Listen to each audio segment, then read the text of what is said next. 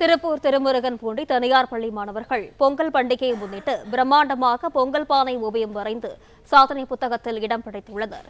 விவரங்களுடன் செய்தியாளர் செந்தில் இணைப்பில் இருக்கிறார். வணக்கம் செந்தில், விவரங்கள்.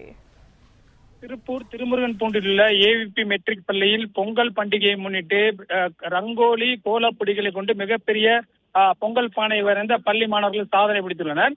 திருப்பூர் திருமுருகன்பூண்டியில் செயல்பட்டு வரும் ஏவிபி மெட்ரிக் பள்ளியில் பொங்கல் பண்டிகையானது இன்று கொண்டாடப்பட்டது.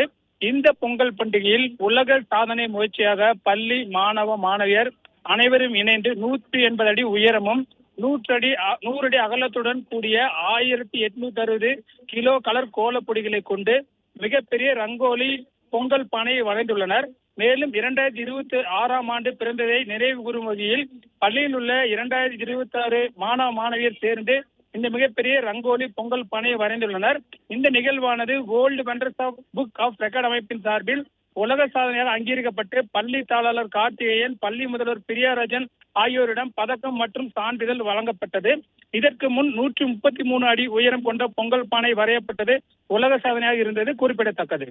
பிளே ஸ்டோர் மற்றும் ஆப் ஸ்டோரில் இருந்து பாலிமர் செயலியை QR கோடு மூலம் பதிவிறக்கம் செய்யுங்கள்.